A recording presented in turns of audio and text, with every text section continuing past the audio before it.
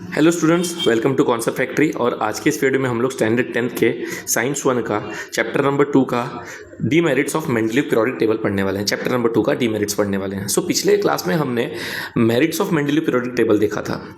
Revision के तौर पे मैं आपको यहीं पर बता देता हूँ कि क्या क्या मेरिट्स थे। देखिए, सबसे पहले ये समझ लीजिए कि उनके 3 मेरिट्स थे।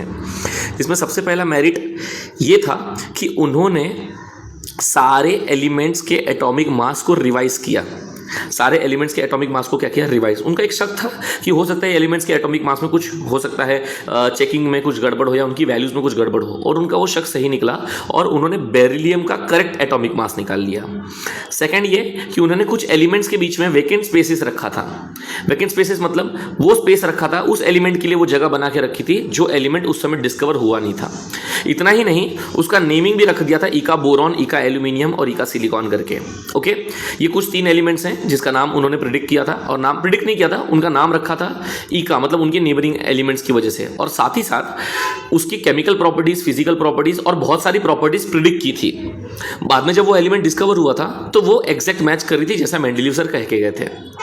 थर्ड ये कि मेंडलीव सर के पीरियोडिक टेबल में नोबल गैस की कोई जगह नहीं थी। ओके, और जैसे ही 19th सेंचुरी में नोबल गैस की डिस्कवरीज होना चालू हुई तो उन्होंने अपने पीरियोडिक टेबल को बिना डिस्टर्ब किए बाजू में एक नया ग्रुप बना दिया और उस ग्रुप का नाम रखा था जीरो ग्रुप। क्यों जीरो ग्रुप रखा था? देखो, नोबल गैस जो भी होते हैं ना, नोबल गैस वाले जो एलिमेंट होते हैं वो स्टेबल्ड होते हैं। फॉर एग्जाम्पल नियॉन, ये ना तो किसी को इलेक्ट्रॉन डोनेट करते ना किसी से इलेक्ट्रॉन एक्सेप्ट करते हैं। मतलब इनकी वैलेंसी क्या होती है? जीरो। वैलेंसी मतलब होता है कितना इलेक्ट्रॉन दिया जा रहा है या कितना इलेक्ट्रॉन एक्सेप्ट किया जा रहा है स्टेबल्ड होने के लिए। तो जो अपने नोबल गैस होते हैं ना, वो किसी को ना एक भी इलेक्ट्रॉन देते हैं ना किसी से एक भी इलेक्ट्रॉन लेते हैं। ओके, इसलिए वो क्या कहलाते हैं? जीरो वैलेंसी वाले कहलाते हैं। तो मेंडलीव सर ने अपने पीरियोडिक टेबल में एक अलग से ग्रुप बना दिया था और ग्रुप का नाम रखा था जीरो ग्रुप, और उसमें सारे नोबल गैस को रख दिया और नोबल गैस अच्छे से फिट भी हो गए बिना ओरिजिनल पीरियोडिक टेबल को डिस्टर्ब किए। ये थे इनके 3 मेरिट्स। सो बच्चों, 3 मेरिट्स होने के साथ साथ मेंडलीव सर के 4 डीमेरिट्स भी थे। अब 4 डीमेरिट्स कुछ हैं जो हम आज की इस लेक्चर में पढ़ेंगे। ओके, और आज फिर हम वो वीडियो एंड कर देंगे। सो सबसे पहला जो आपका डीमेरिट है वो ये है कि आपको भी पता है न्यूलैंड सर, ड्रोबेनियर ट्रायड सर और मेंडलीव सर, ये सब लोग एटॉमिक मास पे काम कर रहे हैं। और एक प्रॉब्लम न्यूलैंड सर के टेबल में भी आ रही थी और वही प्रॉब्लम मेंडलीव सर के भी टेबल में कैरी फॉरवर्ड हो गई, जो कि कोबाल्ट और निकल की थी। कोबाल्ट और निकल का जो एटॉमिक मास था वो लगभग सेम आ रहा था।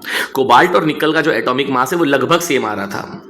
यस, अप्रोक्सीमेटली उनकी जो होल नंबर वैल्यू है, होल नंबर वैल्यू यानी कि जैसे अगर एक आ रहा है 89.97, तो that is approximately a whole number equal to 90। उसी तरह से आपका निकल का भी समथिंग ऐसे 90 आ रहा है। समझो कि एग्जांपल दिया है मैंने, 90 नहीं, कुछ भी हो सकता है, 70 भी हो सकता है, लेकिन इन कोबाल्ट और निकल का एटॉमिक मास लगभग सेम आ रहा था, जिसकी वजह से किसको पहले रखा जाए टेबल में और किसको बाद में रखा जाए ये समझ में नहीं आ रहा था। इसलिए मेंडलीव सर ने अपने टेबल में इन दोनों को साथ में ही रखा है। फॉर एग्जांपल मैं आपको दिखाने की कोशिश करता हूं। ये है ये रखा, देखो ये टेबल में आप यहां पे देख सकते हो कोबाल्ट और निकल को। मैं आपको दिखा सकता हूं, ये देखो यहां पे कोबाल्ट है और यहां पे निकल है। समझ में आ रहा है? ये भी 59 है और ये भी 59 है। अब समझ नहीं आ रहा है कि 59 क्या है इसका एटॉमिक मास है। अब समझ नहीं आ रहा है कि कोबाल्ट को अलग रखें कि निकल को अलग रखें, या इस बॉक्स में अगर निकल को रखें तो बाजू वाले बॉक्स में कोबाल्ट को रखें, कहां रखें। सो ये एक प्रॉब्लम कैरी फॉरवर्ड होती गई क्योंकि कोबाल्ट और निकल का एटॉमिक मास जो है वो लगभग सेम आ रहा था। ओके, सो यस, पहला पढ़ते हैं। The whole number atomic mass of element cobalt and nickel is same. Whole number यानी जब उनका एक्चुअल होल नंबर ले रहे हैं तो एटॉमिक मास कोबाल्ट और निकल का क्या आ रहा है? सेम आ रहा है। Therefore there was an ambiguity. Ambiguity मतलब कंफ्यूजन हो रहा था रिगार्डिंग द सीक्वेंस यानी किसको पहले रखें और किसको बाद में रखें। किसमें हो रहा है ये प्रॉब्लम? मेंडलीव सर के पीरियोडिक टेबल में। सो आई होप पहला डीमेरिट क्लियर होगा। पहला डीमेरिट क्या है? कोबाल्ट और निकल का एटॉमिक मास लगभग सेम आ रहा है, तो समझ नहीं आ रहा है कि सीक्वेंस में किसको पहले रखा जाए और किसको बाद में रखा जाए। सो ऐसा आप समझ सकते हो यहां पर कोबाल्ट निकल, मतलब अगर आपको याद रखना है आंसर तो सबसे पहले डीमेरिट आता है कोबाल्ट निकल। सेकंड वाला आता है आइसोटोप्स को लेकर। बच्चों, आइसोटोप्स क्या होता है? देखो मैं आपको बताता हूं। आइसोटोप्स मतलब मान लो मैं आपको बोल रहा हूं मेरे पास 2 कार्बन है, ये दोनों कार्बन की केमिकल प्रॉपर्टी सेम है। यस, केमिकल प्रॉपर्टी सेम है, लेकिन दोनों का एटॉमिक मास डिफरेंट है। अब आप सोच रहे हो कि मैं काम तो एटॉमिक मास के ऊपर कर रहा हूं, तो इसका एक अलग मास आ रहा है, इसका एक अलग मास आ रहा है, तो अगर है तो दोनों कार्बन ही ना, है तो दोनों कार्बन ही, दोनों का एटॉमिक मास अलग आ रहा है लेकिन दोनों की केमिकल प्रॉपर्टी सेम है। तो क्या मैं दो अलग अलग बॉक्स बनाऊं कार्बन के लिए, या क्या एक ही बॉक्स में दोनों कार्बन को रख दूं? समझ में आ रहा है क्या बोल रहा हूं? आइसोटोप मतलब क्या? ऐसे एलिमेंट जिनकी केमिकल प्रॉपर्टी क्या रहेगी, सेम, लेकिन उनका एटॉमिक मास जो रहेगा वो डिफरेंट रहेगा। अब मेंडलीव सर किस पे काम कर रहे हैं? मेंडलीव सर किस पे काम कर रहे थे? एटॉमिक मास पे काम कर रहे हैं। तो उनके पास ऐसे दो कार्बन आ रहे हैं, ऐसे ऐसे सिर्फ कार्बन नहीं, ऐसे बहुत सारे एलिमेंट्स हैं। तो उनके पास समझो कि दो कार्बन आ रहे हैं जिनकी केमिकल प्रॉपर्टी सेम है। अब केमिकल प्रॉपर्टी सेम है तो एक बॉक्स में रख दो ना, बट प्रॉब्लम यह है कि दोनों का एटॉमिक मास अलग अलग है और मैं तो काम एटॉमिक मास पे ही कर रहा हूं, तो मुझे दो अलग अलग बॉक्स बनाना पड़ेगा दो कार्बन के लिए। अब कंफ्यूजन होगा कि ये कौन सा कार्बन है, ये कौन सा कार्बन है। और ऐसे अगर मैं हर एक एलिमेंट के आइसोटोप्स का अलग अलग बॉक्स बनाऊंगा तो मेरा टेबल भी बहुत बड़ा हो जाएगा। आपकी बात समझ में आ रही है कि मतलब अगर मैं ऐसे, मेरे पास 4 कार्बन है, कार्बन के 4 आइसोटोप समझो फॉर एग्जाम्पल, तो मैं 4 कार्बन के अलग अलग ऐसे बॉक्सेस बनाऊंगा तो मेरा टेबल जो इतना सा बनने वाला है वो बहुत बड़ा टेबल बन जाएगा। ये बात सबको समझ में आ रही है? सो ये समझो। अच्छा, आइसोटोप की डिस्कवरी बाद में हुई, मेंडलीव सर के बाद में। Isotopes were discovered long time after Mendeleev put for the periodic table. Mendeleev sir के पीरियोडिक टेबल बनाने के बहुत टाइम बाद आइसोटोप की डिस्कवरी हुई। तो मन में सवाल आता है कि आइसोटोप क्या होता है? तो यहां पे लिखा है isotope have same chemical property but different atomic mass. तो किसको चैलेंज आ गया? ये मेंडलीव सर को चैलेंज आ गया कि इनको कैसे प्लेस किया जाए पीरियोडिक टेबल में।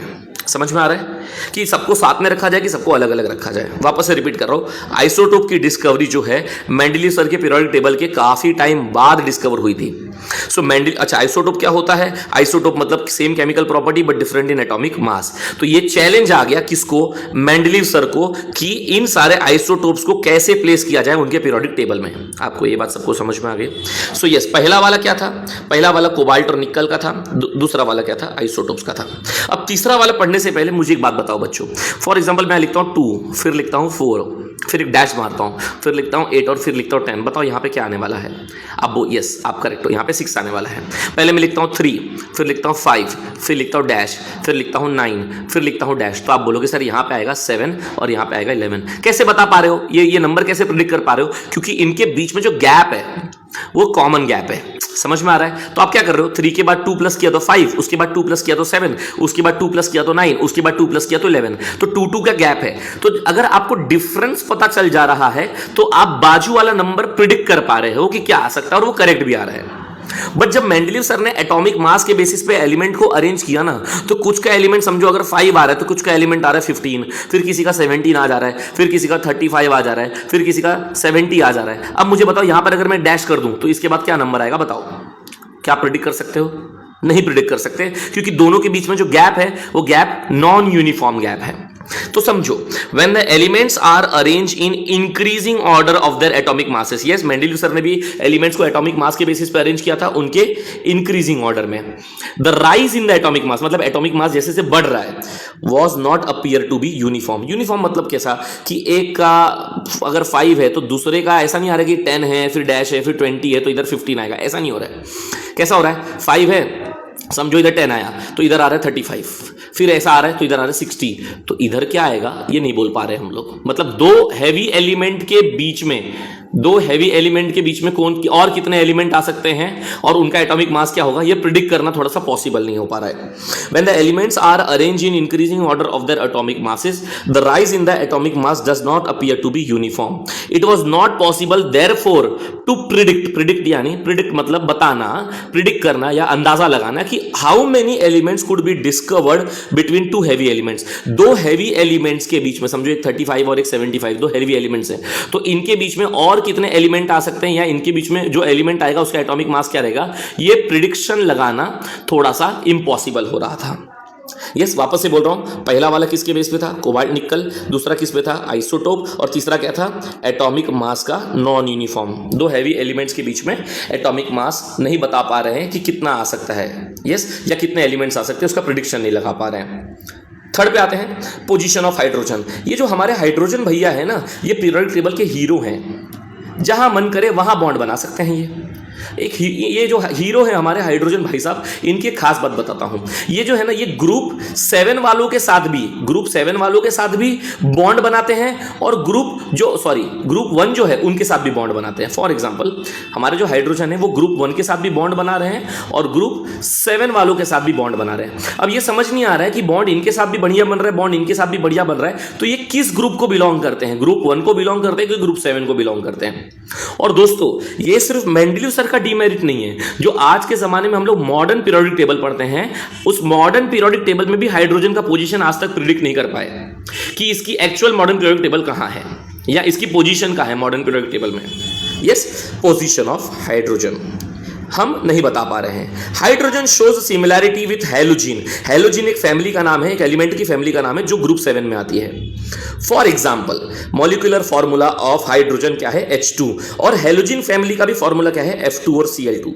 ये जो F2 और Cl2 है ना, F2 और Cl2 ये हैलोजिन फैमिली के एलिमेंट्स हैं। इनका फॉर्मूला हाइड्रोजन के साथ मैच कर रहा है, तो लोगों को लगा कि हाइड्रोजन भैया जो हैं वो हैलोजिन फैमिली को बिलोंग करते हैं। लेकिन हाइड्रोजन जो है वो सिमिलैरिटी दिखा रहा है ग्रुप 1 वाले एलिमेंट के साथ भी। There is a similarity in the molecular formula of compound of hydrogen alkali metal. Alkali मतलब देखो, जैसे कि मैंने बताया ग्रुप 7 वाले को हैलोजिन फैमिली बोलते हैं, वैसे ही ग्रुप 1 वाले को अल्कली मेटल का फैमिली बोलते हैं। तो हमारे जो हाइड्रोजन भैया है वो हैलोजिन के साथ भी सिमिलैरिटी दिखा रहे हैं, और ग्रुप 1 वाले ग्रुप 1 वाले एलिमेंट्स के साथ भी क्या दिखा रहे हैं? सिमिलैरिटी दिखा रहे हैं। ओके, तो समझ में ही नहीं आ रहा है कि हाइड्रोजन की करेक्ट पोजीशन क्या है। On the considering above properties it can not be decide whether the correct position of hydrogen, क्योंकि हाइड्रोजन जो है वो ग्रुप 1 के साथ भी सिमिलैरिटी दिखा रहा है और ग्रुप 7 के साथ भी सिमिलैरिटी दिखा रहा है। ग्रुप 7 यानी कि कौन? हैलोजिन फैमिली के साथ भी, और ग्रुप 1 यानी कौन? अल्कली मेटल के साथ भी। सो दोस्तों ये थे इनके 4 डीमेरिट्स मेंडलीव सर के। पहला आता है कोबाल्ट और निकल का एटॉमिक मास, दूसरा आता है आइसोटोप, तीसरा आता है हमारा दो एटम्स या 2 एलिमेंट्स के बीच में कितने और एटॉमिक मास मतलब कितने और एलिमेंट्स आ सकते हैं ये नहीं बता पा रहे हैं। चौथा आता है पोजीशन ऑफ हाइड्रोजन। आपको ये बात समझ में आ गई? थर्ड वाला ऐसा है कि अगर एटॉमिक मास किसी का 50 है समझो, और उसके बाद में ऐसा ब्लैंक है, मतलब मुझे पता नहीं यहाँ पे और कितने एलिमेंट आ सकते हैं, और दूसरा साइड डायरेक्ट 150 है, तो 2 हैवी एलिमेंट के बीच में और कितने आ सकते हैं एलिमेंट, और या फिर वो एलिमेंट का क्या एटॉमिक मास होगा, ये प्रिडिक्शन नहीं लगा पा रहे हैं। सो आई होप आपको समझ में आया होगा demerits of Mendeleev periodic table. इसी डीमेरिट्स की वजह से आगे जाकर जो नया टेबल बना, उस नए टेबल का नाम रखा गया मॉडर्न पीरियोडिक लॉ। क्या नाम रखा गया? Modern periodic law. और modern periodic law atomic mass पर नहीं काम कर रहा था, एटॉमिक नंबर पे काम कर रहा था। अब एटॉमिक नंबर इनके समान ऐसा क्या हुआ इनके टाइम पे, जिसने भी एटॉमिक मॉडर्न पीरियोडिक टेबल बनाया है उनके टाइम पे ऐसा क्या हुआ कि उनको एटॉमिक नंबर, वो एटॉमिक नंबर से टेबल बना रहे थे और बाकी लोग एटॉमिक मास से बना रहे थे। ये हम लोग अगले लेक्चर में पढ़ेंगे। तब तक के लिए बाय बाय, कीप रिवीजन करते रहो प्लीज, ठीक है।